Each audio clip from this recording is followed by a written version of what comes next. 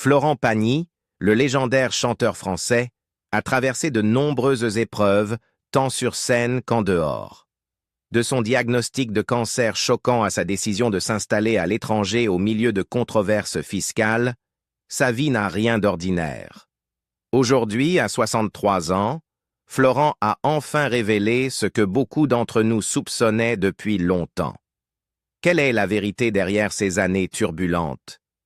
Et comment a-t-il trouvé la force de continuer? Restez avec nous pour découvrir son histoire. Une vie de résilience face au cancer. Florent Pagny, le 17e artiste le plus vendu de tous les temps en France. Il a connu un grand succès avec des tubes comme N'importe quoi, Savoir aimer et Ma liberté de penser, qui ont tous dominé les classements en France. En plus de sa carrière musicale, il est reconnu pour son rôle de coach dans The Voice France, où il a inspiré de nombreux artistes en herbe. Il est resté l'une des figures les plus transparentes du monde du divertissement, parlant ouvertement de sa bataille contre le cancer depuis son diagnostic au début de l'année 2022. Initialement diagnostiqué avec un cancer du poumon inopérable, Pagny a commencé un traitement rigoureux impliquant chimiothérapie et immunothérapie. Parlant de sa condition avec franchise, il a expliqué « Quand vous êtes frappé par cette maladie, ce que nous appelons le crabe, parce qu'il s'accroche, elle revient toujours. Même lorsque les traitements fonctionnent un moment, elle a tendance à revenir. » Son expérience a été éprouvante, le cancer récidivant 2 fois depuis le diagnostic initial, pour un total de 3 épisodes. Pagny vit désormais sous surveillance médicale stricte, avec des contrôles tous les 3 mois. Il a décrit ce processus en disant « Quand la maladie recule, on fait des contrôles et on ne trouve rien, c'est stable. Ensuite, tous les 3 mois, vous allez voir si vous déviez du chemin ou si vous pouvez continuer à vivre librement. C'est un peu particulier. » Malgré ses revers, Pagny a récemment franchi une étape importante, la fin de ses traitements d'immunothérapie. Un jour, on a réalisé que ça ne fonctionnait plus, il y avait des rechutes, donc on a arrêté, a-t-il révélé. Bien que son traitement soit terminé, Pagny reste sous surveillance constante et a adopté des thérapies alternatives, dont la médecine chinoise. Il a attribué ces méthodes à avoir fourni le plus de satisfaction dans la gestion des effets persistants de ses traitements antérieurs. La résilience de Pagny lui a permis de retrouver sa passion pour la musique et la télévision. En mai, il a surpris ses fans en se produisant lors de 2 grands concerts à l'Olympia et à la salle Pleyel, marquant son retour sur la scène musicale. Ses performances ont été particulièrement significatives, symbolisant sa capacité à reconquérir des aspects de sa vie, malgré les défis de son diagnostic. De plus, Pagny a confirmé son retour en tant que coach dans The Voice France pour la saison 2025, sa 10e fois dans le fauteuil rouge emblématique. Annonçant la nouvelle sur Instagram, il a écrit « Retour pour une grande saison, parfaitement accompagné », faisant référence à ses collègues coach Zaz, Patricia Caas et Vianney. En réfléchissant à son parcours, Pagny a accordé une interview approfondie à Marc Lavoine pour Paris Match. Il a partagé les luttes et les triomphes de vivre avec le cancer pendant 3 ans, soulignant comment la maladie a façonné sa vie personnelle et professionnelle.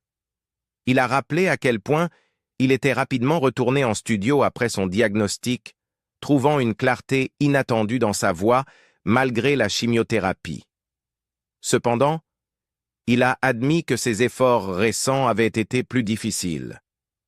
« Je n'avais pas été derrière un micro pendant 1 an et j'ai eu du mal.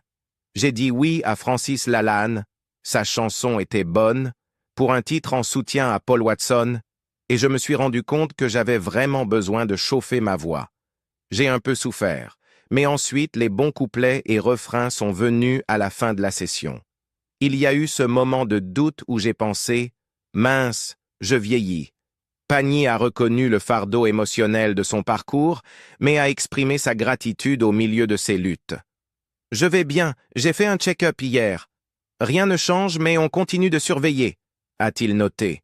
Oui, c'est une situation difficile parce qu'on ne la choisit pas et on ne sait pas comment la roue va tourner. Mais je me considère toujours comme l'un des chanceux dans ma malchance. J'ai beaucoup d'amis qui sont passés par là et qui ne sont plus là. Marc Lavoine, qui apparaît également aux côtés de Pagny dans The Voice, a salué la force de son ami, déclarant « C'est génial pour The Voice que Florent soit toujours là. Un gars comme lui ne doit pas mourir, donc il ne va pas mourir. » Pagny a veillé à maintenir une présence active dans l'œil du public. Son retour dans The Voice est survenu après une absence de 2 saisons, durant lesquelles il a suivi un traitement intensif. Malgré l'impact physique, il a réussi à équilibrer ses engagements professionnels avec sa récupération. « Je suivais un traitement, mais je n'ai pas cessé d'être actif », a-t-il expliqué. « J'ai réussi à finir une saison malgré la chimiothérapie, j'ai fait quelques festivals au milieu de tout ça, j'ai eu une rechute, me suis fait traiter, et j'ai quand même réussi à faire une émission de télé et enregistrer un album. Ce n'est pas du travail, c'est du destin, c'est la vie. Tant que j'ai de l'énergie et de la force, je le ferai. » L'un des changements les plus profonds que Pagny ait connu depuis son diagnostic est l'impact de l'arrêt du tabac. Réfléchissant à cette décision, il a partagé que cela avait libéré sa voix, lui permettant de chanter plus facilement. « Je me suis retrouvé à chanter des choses avec plus de facilité », a-t-il remarqué. Cette transformation a influencé sa dernière production musicale, y compris un nouveau single intitulé « Le dernier mot », créé en soutien à l'écologiste Paul Watson. La famille de Pagny a été une pierre angulaire de soutien tout au long de sa bataille. Sa femme, Azucena Caamaño, et leurs 2 enfants, Inca et Ael, ont été à ses côtés à chaque étape. Ael, photographe, a même rendu hommage à son père à travers son livre « Pagny par Ael ». La publication inclut des photographies personnelles et inédites prises lors de la tournée d'anniversaire des 60 ans de son père en 2021, lorsqu'il a appris son diagnostic, et s'étend jusqu'à fin 2023, capturant son parcours de guérison. Dans un souvenir particulièrement émouvant, Ael a décrit le choc de voir son père sans cheveux après la chimiothérapie. On était habitué à ses looks changeants, mais celui-ci était différent. Il ne l'a pas choisi, a-t-elle dit, mettant en évidence l'impact émotionnel des effets visibles du traitement contre le cancer. Pagny lui-même a souligné l'importance de la famille pendant cette période, déclarant « On ne choisit pas, ça vous arrive, vous l'acceptez et vous vivez avec ». Son ouverture sur sa lutte contre le cancer a touché ses fans et le public en général. La capacité de Pagny à continuer de créer de la musique, à se produire sur scène et à maintenir une présence à la télévision, tout en faisant face à des adversités considérables, a inspiré de nombreux admirateurs. Comment le cannabis l'a aidé pendant son traitement contre le cancer? Une autre facette spéciale de son traitement a été récemment révélée. Connu pour sa franchise, Florent Pagny a récemment accordé une série d'interviews remplies d'anecdotes et de révélations, y compris un récit profondément personnel sur l'utilisation du cannabis pour soulager les effets secondaires de son traitement contre le cancer. Ces déclarations offrent un aperçu de son parcours, marqué à la fois par des luttes et par sa résilience. Dans une conversation avec le psychiatre et spécialiste des addictions Laurent Carilla, sur le podcast Addiction de France Télévisions, Pagny s'est ouvert sur sa relation avec le cannabis. Il l'a décrit comme un outil essentiel pendant sa chimiothérapie, l'aidant à gérer les effets secondaires violents du traitement. « Cette plante a des vertus », a expliqué Pagny. « L'aspect médical, comment cela m'a aidé, c'est incroyable. Cela s'intègre parfaitement au protocole de chimiothérapie. » Pagny a détaillé comment le cannabis a soulagé ses nausées, restauré son appétit et amélioré son sommeil pendant les phases les plus difficiles de son traitement. Quand vous recevez un traitement qui détruit toutes les cellules de votre corps, cela vous rend nauséeux. Le cannabis aide à enlever la nausée, stimule l'appétit et aide à dormir, a-t-il déclaré. Pagny a expliqué que, bien que ses premières rencontres avec le cannabis pendant sa jeunesse n'aient pas été marquantes, il a pleinement ressenti ses effets au début de la vingtaine. Le premier joint qui vous touche, c'est physique. Cela vous donne un rush intérieur, a-t-il rappelé.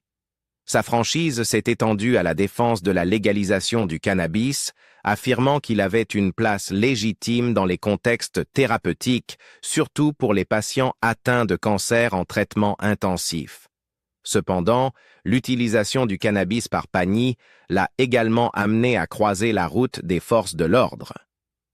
Dans le podcast, il a raconté un incident où il a passé une journée en garde à vue avec la brigade des stupéfiants après que son fournisseur de cannabis ait été arrêté avec une grande quantité de cocaïne. La personne chez qui j'achetais s'est fait choper avec de la coke, une quantité énorme, a déclaré Pagny. Comme j'étais un peu connu, ils ont pensé « Il doit avoir de l'argent, c'est lui qui l'a financé, alors ils sont venus me chercher ». Au-delà du cannabis, Pagny a réfléchi sur ses expériences passées avec diverses substances, y compris l'héroïne, la cocaïne et l'ecstasy.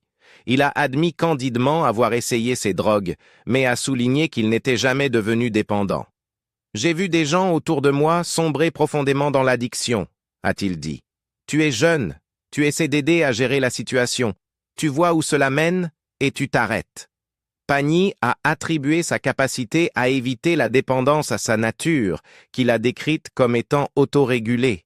« Quelque chose en moi m'arrête », a-t-il expliqué, mettant en avant l'importance des limites personnelles et de la conscience de soi. L'expérience de Pagny a fait de lui un défenseur vocal de la légalisation du cannabis, en particulier pour ses applications médicales. Il a réitéré l'impact profond que cela a eu sur sa qualité de vie pendant le traitement. « Cela m'a vraiment aidé à survivre à la chimiothérapie », a-t-il déclaré. Pour Pagny, la légalisation du cannabis n'est pas seulement une question de politique, mais une question de soulager et de donner de la dignité aux patients souffrant de maladies graves. La bataille avec les autorités fiscales. Florent Pagny a également été impliqué dans des luttes juridiques et financières avec les autorités fiscales françaises. Ces différends, qui s'étendent sur plusieurs décennies, ont eu un impact significatif sur sa vie personnelle et professionnelle, comme il le détaille dans son autobiographie, Pagny par Florent, publiée le 5 avril 2023. En réfléchissant à ces problèmes, Pagny remarque avec humour « Entre les impôts et moi, ça n'a pas commencé comme une histoire d'amour. » Malgré les idées reçues, Pagny déclare fermement « Quand je pense qu'il y a encore des gens qui imaginent que je ne paye pas mes impôts ou que je suis contre le principe de les payer, je veux leur dire que rien n'est plus éloigné de la vérité. » Les problèmes fiscaux de Pagny ont commencé en 1989, lorsqu'il a rencontré des difficultés avec le système fiscal français. À l'époque, il admet qu'il ne connaissait pas les réglementations financières et manquait de conseils.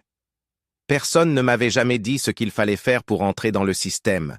Je n'ai jamais reçu de lettre de convocation me demandant de faire une déclaration. Je suis venu de moi-même et je me suis fait avoir », raconte-t-il.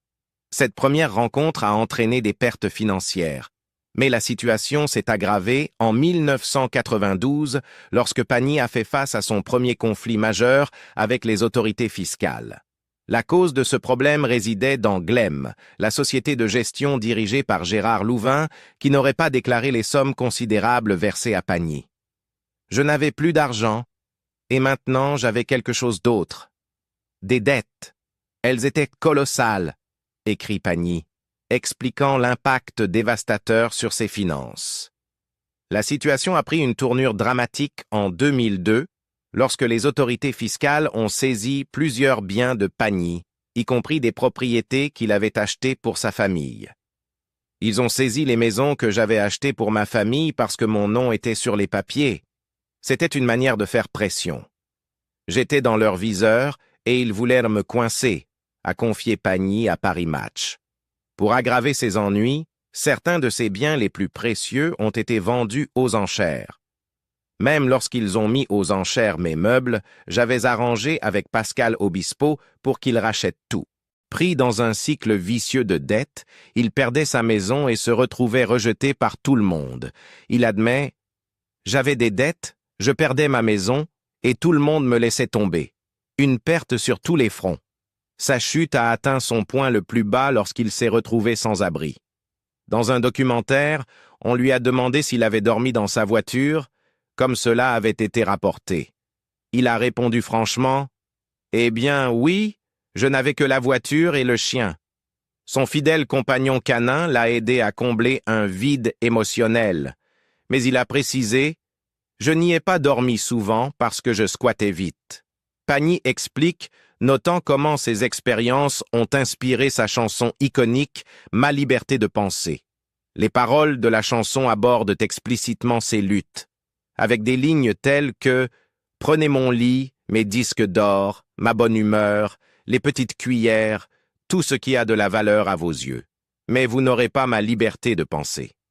La sortie de Ma liberté de penser en 2003 a provoqué une controverse au sein des cercles politiques. En réfléchissant à la réaction, Pagny se souvient. « Je ne pensais pas que la chanson provoquerait une telle réaction au ministère. C'est plus ironique que méchant, et certainement beaucoup moins violent que ce que j'ai vécu. » Malgré la critique, la chanson est devenue l'un de ses plus grands succès, transformant ses difficultés financières en une forme d'expression artistique. Cependant, les problèmes financiers de Pagny ne se sont pas arrêtés là. En 1995, il a rencontré de graves difficultés financières, principalement dues aux arriérés d'impôts sur n'importe quoi, son premier tube de 1987. À mesure que la somme due augmentait, Pagny a eu du mal à suivre les paiements. Pour alléger ce fardeau croissant, il a obtenu un prêt en 1996 auprès de Polygram, aujourd'hui connu sous le nom d'Universal, sa maison de disques. Le prêt, d'un montant considérable de 1,5 million d'euros, était destiné à lui fournir un soulagement immédiat et à l'aider à régler ses dettes. Cependant, ce que Pagny espérait être une solution temporaire a au contraire compliqué davantage sa situation financière. Les autorités fiscales ont ensuite classé ce prêt comme un revenu imposable plutôt que comme une avance non imposable, ce qui signifie qu'il a dû payer des impôts sur le montant total. Cette requalification a ajouté une pression financière supplémentaire, entraînant encore plus d'impôts dus et enfonçant Pagny encore plus profondément dans un cycle de dette. En janvier 2004, Florent Pagny a été condamné à 6 mois de prison avec sursis et à une amende de 15 000 € pour fraude fiscale. Cette condamnation a suivi une longue et complexe bataille avec les autorités fiscales françaises, découlant de problèmes liés à ses finances. Le tribunal a jugé Pagny coupable de sous-déclaration de ses revenus et de non-paiement des impôts dus. Cependant, en 2005, la Cour d'appel de Versailles a réexaminé l'affaire et annulé l'accusation de fraude, reconnaissant que Pagny n'avait pas cherché à tromper les autorités. Néanmoins, la Cour a maintenu l'amende pour les impôts et la TVA non payés, soulignant que, bien qu'il n'y ait pas eu d'intention frauduleuse, ces erreurs financières avaient tout de même entraîné des dettes fiscales importantes. Les difficultés financières de Pagny l'ont contraint à faire de sacrifices importants, l'un des plus douloureux étant la vente de certains de ses biens les plus précieux. Dans une interview révélatrice au magazine Homme de Luxe en novembre 2023, il a parlé ouvertement de sa collection de 7 voitures, qu'il a décrite comme une véritable collection de tueurs. En raison de la pression croissante des impôts impayés et de ses batailles juridiques en cours, Pagny a été contraint de mettre aux enchères ses véhicules pour l'aider à couvrir ses obligations financières. La vente des voitures a représenté une perte importante pour Pagny, non seulement émotionnellement mais aussi financièrement. Il a exprimé des regrets d'avoir dû se séparer de cette collection, expliquant qu'il n'avait récupéré que l'investissement initial qu'il avait fait au moment de l'achat. Avec le recul, Pagny a noté que la valeur de la collection a depuis explosé, et il estime qu'aujourd'hui, elle vaudrait au moins 10 fois plus que ce qu'il a pu en obtenir. Les luttes financières de Pagny l'ont finalement amené à chercher refuge à l'étranger. Après un séjour en Patagonie où il a vécu un mode de vie plus calme, Pagny et sa femme ont décidé de s'installer au Portugal en 2017. Ce déménagement, bien que vu au départ comme un choix de style de vie, a également été influencé par des considérations pratiques, notamment un environnement fiscal plus favorable au Portugal. Pagny a ouvertement reconnu que ce déménagement était en partie motivé par les avantages fiscaux du pays. ce qui lui a permis de mieux gérer sa situation financière après des années de navigation dans le système fiscal complexe et souvent punitif de la France. Pagny a admis aux Parisiens « La vie est extraordinaire là-bas, mais ne nous mentons pas, l'aspect fiscal a joué un grand rôle dans notre décision. » Son choix de vivre à l'étranger n'était pas unique parmi les personnalités de haut niveau, cherchant à minimiser leurs obligations fiscales, ce qui met en lumière les défis de navigation dans le système fiscal strict de la France. Malgré ses efforts constants pour gérer ses finances et se conformer aux autorités, Florent Pagny reconnaît que ses problèmes fiscaux ont été largement aggravés par des erreurs et des jugements imprudents au début. En réfléchissant à ses premières rencontres avec le système fiscal français, il admet « J'ai compris, après mon premier faux pas, que le pire en matière de fiscalité était de commettre une fraude. Donc j'ai déclaré tout, mais je n'ai pas payé les montants demandés, ce qui a grandi au fil des années. » Au début, Pagny avait pour stratégie de déclarer ses revenus, mais de retarder ou d'éviter de payer les montants dus, pensant peut-être qu'il pourrait gérer la situation. Cependant, cette stratégie a conduit à une accumulation de dettes à mesure que les intérêts et les pénalités s'ajoutaient au fil du temps, aggravant la situation beaucoup plus que si, dès le départ, il avait affronté ses obligations fiscales. À mesure que les sommes dues augmentaient, la pression s'intensifiait, ce qui n'a fait qu'aggraver la pression financière qui pesait sur lui.